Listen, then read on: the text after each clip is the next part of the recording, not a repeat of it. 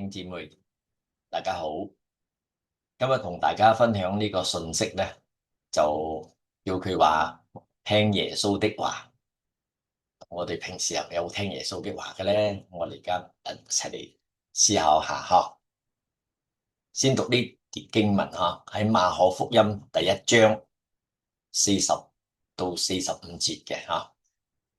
呢度話有一個長大麻風嘅來求耶穌，向佢跪下，就說：你若肯，必能叫我潔淨了。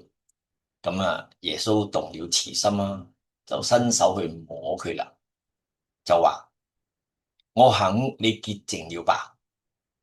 咁大麻風即時就離開佢啦，咁佢就潔淨了。咁耶穌潔淨佢之後，就嚴嚴的囑咐他，就打發他走。對他說咩呢？你要謹慎，什麼話都不可告訴人，只要去把身體給祭司查看。又因為你潔淨了，咁啊獻上摩西所吩咐嘅禮物，對眾人作證據。咁嗰個人出咗去之後咧，就反而講咗好多說話，把這嘅事咧就傳揚開去啦。咁而叫耶穌咧以後就不得再命令嘅入城啦，只好喺外邊咧曠野嘅地方咧，人就從各處都嚟就了他嚟。咁呢件經文俾我哋睇到咧，耶穌基督醫治咗呢個大麻風人嘅吓。咁我哋做一個禱告吓。親愛天父，感謝你給我哋生命，亦感謝主你在我哋人生裏邊遇到困難嘅時候，你都幫助我哋。今日我哋一齊嚟到睇呢個你耶穌你點樣醫治呢個大麻風人，求你教導我哋，會讓我哋真係學到聽耶穌你嘅話而生活。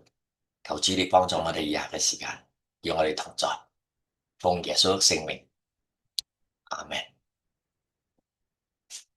咁我哋就睇啦吓。咁耶穌俾呢個麻風者嘅醫治啊，我哋首先你睇過嗬。咁麻風者嘅請求係咩咧？你睇我哋睇40節嗰度話到咧，有一個長大麻風的來求耶穌，向他跪下說：你若肯，必能叫我潔淨了。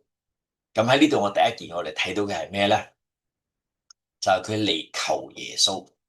呢個求耶穌咧，真係覺到即係好清楚講俾我哋聽嘅。呢個麻風病人啊，佢唔係嚟呢度堅持啊，或者要強求啊之類嘅。呢個求耶穌真係講佢係好謙卑嘅，嚟到耶穌基督面前嚟求耶穌嘅。所以我哋睇到第一件事咧，就係講到佢係懇求耶穌嘅醫治。咁第二件我哋睇到咩咧？佢向佢跪下喎。跪下嘅意思係咩咧？即係我哋知道啦，當你願意跪低吓，即係代表咗呢個好謙卑吓，好謙卑在耶穌基督跟前嘅。嗱，呢個亦係非常之重要嘅吓。今時講到我哋好想嚟向耶穌求耶穌啊，求神將幫助我哋啊之類嘅時候，可能有陣時我哋唔係好謙卑嘅嚟求嘅吓，有陣時我哋甚至係強求甚至有條件嘅吓，而你唔幫我，咁我又會咁樣。所以但係呢個長大麻風嘅嚟到耶穌跟前嘅就係好謙卑嘅，就跪喺耶穌基督跟前。咁佢又講咩咧？佢講你若肯，必能叫我潔淨了。你若肯就代表咗咩咧？就代表咗佢一個係好尊敬、好尊重耶穌基督嘅主權。佢唔係堅持，佢係講你若肯，即係講嗱，耶穌基督，我係需要你嘅醫治但係咧，醫唔醫治、決唔決定醫治我咧，係完全掌握在你嘅手裏邊。咁我都要即係尊重你嘅意思嘅。你點做咧，我都係要服從嘅。我唔可以強求啊！呢個尊重耶穌基督嘅主權係非常之重要啊！咁呢個麻風者咧嚟求耶穌基督，係帶着咁樣嘅心態嚟到求耶穌嘅。咁我哋睇到咁耶穌基督嘅反應又點咧？啊，咁我哋睇到主耶穌基督嘅回應吓，佢個回應係點啊？我哋睇到第41節嘅耶穌講咩？呢度講耶穌動了慈心，就伸手摸他，說啦：我肯你潔淨了吧。所以喺呢度我哋睇到耶穌係第一件事咧，耶穌係動了慈心，係咪？動了慈心嘅意思係咩咧？即係講耶穌願意啊，佢個心裏邊已經被感動咗啊！實在點樣講感動到咧？你睇下啦。一個做麻風嘅嗬，如果你有麻風病咧，喺耶穌基督個時期咧，即係時期咧，你真係唔可以接近人嘅，嗬，你唔可以接近人嘅。咁耶穌基督睇到呢個麻風病人嚟到佢嘅面前啊，咁佢實在按照佢哋嘅猶太人嘅習風俗咧，你可以管佢走嘅吓。咁呢度講耶穌基督聽到佢請求之後咧，懇求之後咧，佢動了慈心喎。講耶穌係動了慈心，所以佢冇管佢走喎。佢唔但止冇管佢走喎，耶穌做咗咩咧？佢係伸手摸佢喎。哎呀，你睇下呢個長大麻風嘅，你用伸手摸呢個麻風者嗬，你摸呢個麻風病人啊，你唔係搞笑啊吓，即係麻風病咧係可以傳染嘅。係人人都要避開嘅，而且以前喺耶穌基督個時代咧，嗰啲麻風病如果睇到人行緊嚟啊，向佢哋接近嘅時候，佢即刻要叫喎，大聲叫講啊，不潔淨，不潔淨嘅，要佢哋離開佢嘅。咁而家耶穌基督唔但止冇管佢走喎，耶穌基督仲伸手去摸佢。哇！呢種嘅做法咧，真係俾我哋好感覺好唔同啊！耶穌基督真係完全嘅接受咗呢個麻風病人，因為佢動了慈心啊嘛，動了慈心。咁耶穌就講多句說話，佢講：我肯你潔淨了吧。我肯話呢個耶穌佢講呢句說話，真係講好俾佢一個好肯定嘅回答，一個回應吓，俾呢個麻風者嘅，即係用耶穌基督嘅意思嚟講咧，我願意啦。願意呢個麻風者嘅要求，原因係乜嘢咧？我哋睇得第一點都講咗咯，嗬，係動了慈心。唉，你睇我哋嘅神咧都係咁啊，對我哋人嘅需要啊，睇到我哋人一犯罪嘅時候咧，佢亦係動了慈心，係唔希望我哋就死在我哋嘅罪中所以耶穌基督就嚟啦吓，神所差派嘅一位救世主，即係救我哋嘅救主吓，咁差派嚟呢度，為咗救我哋，即係神個慈心好清楚嘅表達嘅而且耶穌基督甚至伸手去摸佢摸個麻風病嘅人但即係講唔喺當時個時代咧係唔但止唔做甚至要踢走嘅，係要踢佢哋走嘅。咁耶穌基督伸手摸佢，仲好肯定嘅講：我肯，我肯。所以呢度我哋睇到耶穌基督嗰種慈心同埋佢嘅造型咁我哋睇到呢個麻風病人嚟到求耶穌基督，耶穌基督都醫治佢，願意醫治佢。咁我哋諗到啦諗到咩咧？咁耶穌俾呢個麻風者醫治之後所吩咐嘅一句說話，43節佢講耶穌基督嚴嚴嘅囑咐他，就打發他走。囑咐他咩咧？你要謹慎，什麼話都不可告訴人。哇！你好奇怪啦你咁做咩耶穌咁樣嘅囑咐他咧？吩咐佢乜嘢話都唔可以講俾人聽咧？咁佢醫治咗佢呢個麻風病人，為耶穌基督做見證，唔係好咩？係咪啊？呢個唔係好事嚟嘅咩咁做咩耶穌基督會吩咐佢唔可以講俾人聽咧？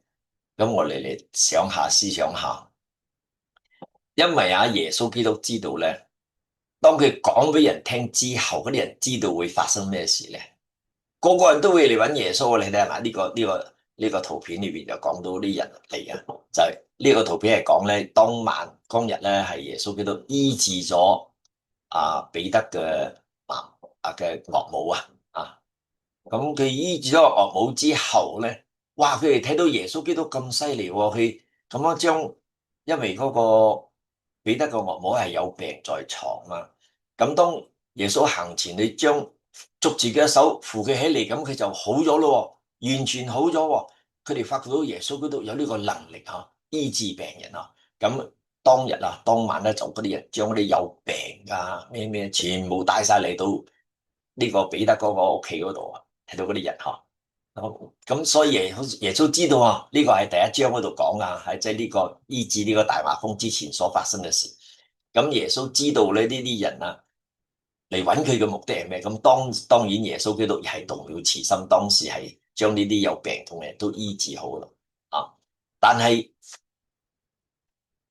係第二日朝早早早咧嗰啲人又嚟喎，又係帶好多病人嚟喎。咁耶穌基督遇到咁嘅事佢點樣做咧？我哋睇下咁因為耶穌基督咧，佢好清楚自己嘅使命噶。喺同一章第一章裏邊馬可福音第一章裏邊第14節呢個講，當呢個約翰下監以後，即係講被捉咗落去坐監之後咧，咁耶穌基督嚟到呢個加利利就宣傳神嘅福音。佢話咩咧？日期滿了，神的國近了，你們當悔改信福音。咁耶穌基督係好清楚佢嚟呢個世上嘅使命係咩嘅？佢係為我哋個罪而嚟嘅，佢係嚟到代我哋嘅，即係背上我哋世人嘅罪，而代我哋死在十字架上。咁佢嘅目的咧係要將呢個福音傳開，即係凡係相信接受耶穌基督嘅，就能夠得到福音，得到呢個永生。所以耶穌基督好清楚佢嚟呢個世上嘅目的係乜嘢噶？佢唔係淨係單單嚟到呢個世上去醫治人幫助嗰啲有病痛嘅人，唔係噶。雖然耶穌基督動了慈心，佢會醫治人佢會幫助人，但係耶穌基督知道咧，佢個使命重要嘅咧，唔係單單嚟到醫治呢啲人佢哋有病痛醫治咗佢就得啦耶穌基督唔係佢係要為我哋世人嘅罪咧。而代死在十字架上，佢要我哋信佢噶，要我哋悔改信呢個福音。呢個福音就係相信耶穌基督嚟呢個世上係為着代我哋嘅罪而死在十字架上。如果我哋相信佢，我哋得到永生。咁耶穌基督好清楚呢個係佢嘅使命呢個係佢應該做嘅，唔係嚟到呢度淨係醫治人。所以耶穌基督就吩咐，因此咧，耶穌就吩咐呢個麻風病人咧，唔好講俾人聽。你睇耶穌基督去傳道嚟到先可以傳佢呢個傳福音係佢個目的嚟噶傳呢個福音出去。所以當嗰啲人因為彼得嘅岳母得到醫治啦，就帶晒啲病人嚟啦。咁當晚咧，耶穌基督都醫治晒咗佢哋咯。咁第二日朝早，佢哋又嚟揾耶穌但係耶穌做咩咧？耶穌同佢門徒講：我哋去另外一個地方。咁啲人嚟揾耶穌唔係幾好咩？但係啲人嚟揾耶穌嘅目的係乜嘢咧？係要得到醫治，淨係身體上嘅疾病咧得到醫治。但係耶穌基督知道佢嘅使命唔係淨係嚟醫治我哋身體上嘅疾病佢係為我哋嘅生命呢個永生嘅生命而嚟嘅。因此耶穌基督好清楚咧，所以佢又做㗎呢個麻風病人咧，唔好講俾人聽，唔好講俾人聽。咁我哋發覺到呢個麻風病人咧，佢又做咗乜嘢咧？咁耶穌都吩咐佢唔好講俾人聽又唔係呢個人出咗去咩？講咗好多說話第45節講那人出去倒說許多的話，就將呢件事咧傳揚開了。咁結果點咧？咁耶穌叫佢唔好講人聽嘛，咁佢就傳佢仲講咗好多說話，即係講加鹽加醋我哋所謂加鹽加醋就講啦。咁耶穌基督因為佢咁樣做啦，咁耶穌點咧？咁耶穌以後就唔得好明嘅進城，即係唔可以入城啊！做咩咧？因為耶穌一入去係咪嗰啲人全部湧住嚟嗬？湧住嚟做咩咧？要耶穌基督醫病。所以啊，因為呢個原因咧，耶穌叫佢唔好講俾人聽。咁呢個病人有冇聽話咧？冇啦嘛，佢冇聽話喎。咁佢又講咗好多話，喺呢度講啊，倒說許多的話嘅意思，即係講即係加鹽加醋啊。唔知佢講到幾多啊？將耶穌講到真係你點嚟咧？點去？你點樣咧？嚟一定得到醫治咁樣之類嘅，佢乜都講啦。我相信吓，乜都講啦。咁啊，使到耶穌基督唔能夠好明顯嘅吓，好直接嘅嚟到城咧就入吓。所以耶穌基督睇曠野嘅地方，讓嗰啲人自己嚟揾佢。唉，你睇呢個麻風病人唔聽話，咁講到佢麻風病人唔聽話啦，咁今日我哋點咧？今日嘅基督徒我又點樣回應耶穌基督咧？我哋又應該點做咧？咁耶穌基督託付咗我哋做咩？為佢做見證噶喎。好似嗰個撒瑪利亞婦人啊，去嗰個井旁嗰度打水咧，就遇到耶穌基督啊嘛。當佢認為耶穌基督係一個先知嘅時候咧，係一個可能就係嗰個彌賽亞嘅時候咧，佢即刻就翻對個城嗰度咧，嗰個鄉村入地咧，就講俾啲村民聽。聽明個圖畫嗰度講，佢就講，佢係做一個好好嘅見證。咁耶穌基督咧都係今時今日咧都要我哋信咗佢嘅吓，知道信耶穌基督能夠得到永生嘅啊。如果我哋悔改，嚟接受耶穌基督在十字架上為我哋所做嘅，咁我哋能夠得到永生。咁耶穌基督都要我哋去為佢做見證，講俾人聽。咁弟兄姊妹，你有冇咧？你有冇去做咧？另外一件事，耶穌基督吩咐我哋去做嘅，就係咧，我哋要去幫助使到萬民成為耶穌基督嘅門徒，即係耶穌基督要喺我哋，要我哋嘅生命上影響其他嘅人，影響其他嘅信徒，讓佢哋好願意去做耶穌基督嘅門徒。咁今時今日，我哋有冇做呢一樣嘢咧？咁第三耶穌基督又叫我哋做咩咧？佢吩咐我哋門徒要彼此相愛嘅。呢個彼此相愛係非常之重要嗬。今時今日你睇到好多教會我哋唔能夠有增長唔能夠做到好好即係甚至俾外邊嘅人一種唔好嘅印象就因為我哋冇喺我哋嘅弟兄姊妹之間我哋冇呢個彼此相愛，所以你睇到教會今時今日有好多教會都分裂弟兄姊妹彼此不和。因為不和咧，咁樣有啲兄弟姊妹咧就從一間教會離去另外一間教會，所以因為呢個彼此相愛係非常之重要，所以耶穌基督在生嘅時候咧，佢都向嗰啲門徒講：你哋要彼此相愛彼此相愛，因為冇彼此相愛，就唔能夠為我哋嘅主做光做鹽呢個彼此相愛非常真實在。所以我就知道咧，睇到好多教會做到唔好嘅見證，唔單止弟兄姊妹分裂大家咁呢個離開呢間教會走去另一間教會，甚至教會亦分裂所以呢啲事情咧都一直發生在我哋當中呢個係讓到耶穌基督非常心痛嘅時候。咁耶穌基督已經吩咐咗我哋要彼此相愛。咁我哋點做咧？我哋應該點做咧？咁我哋點應該有咩回應耶穌基督俾我哋基督徒嘅吩咐，第一未講第一，我講埋呢個先就係有好多信徒咧，今時今日喺生活中咧就喺教會服侍主嘅。我唔知你係咪啦希望你唔係。佢哋好唔願意服侍主但係有病痛嘅時候就會嚟揾耶穌啦，揾耶穌求耶穌醫治啦。甚至咧嚟求耶穌醫治嘅時候咧，都定有一個規律嘅點樣講主，如果你唔醫治我咧，咁以後我唔再嚟教會甚至唔再奉獻咁之類，咁嘅條件都有嘅。咁你有冇曾經說過咁嘅說話？有冇做過咁嘅事我希望冇今時今日咧，我哋真係要學習一個真係好聽話嘅信徒，聽話嘅信徒啊！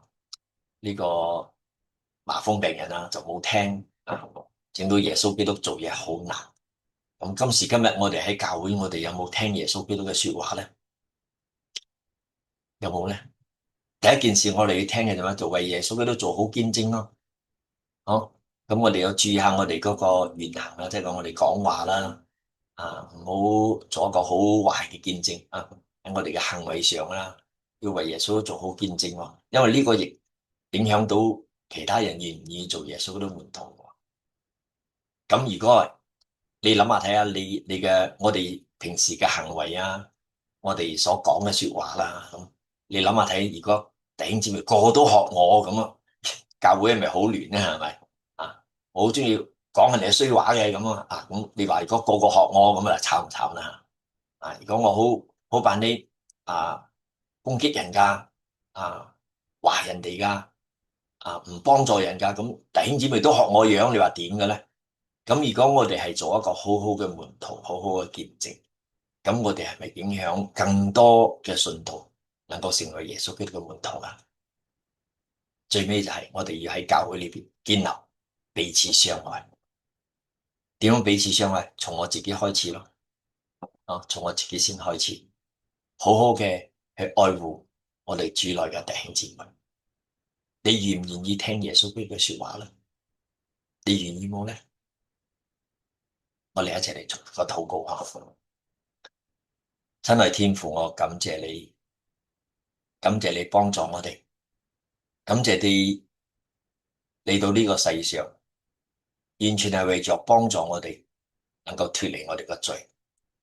主耶穌基督，你嚟到，願意代我哋嘅罪，背上我哋嘅罪而死在十字架上。求主你教導我哋，求主你幫助我哋，學習到呢個樣式，充滿有憐憫。我哋要願意聽主你嘅說話，去為主做美好嘅見證，影響更多嘅人願意嚟到信服你，做你嘅門徒。亦求主你幫助我哋每一位弟兄姊妹喺教會裏邊，喺生活中我哋好好嘅愛護別人，嚟建立喺教會裏邊有呢個彼此相愛嘅心。求主你幫助我哋，將我哋交託俾你，奉靠耶穌聖名。阿們。願神賜福俾眾弟兄姊妹嗬，讓我哋能夠喺教會呢邊成為一個聽話嘅信徒，好好聽耶穌嘅說話。神賜福俾大家。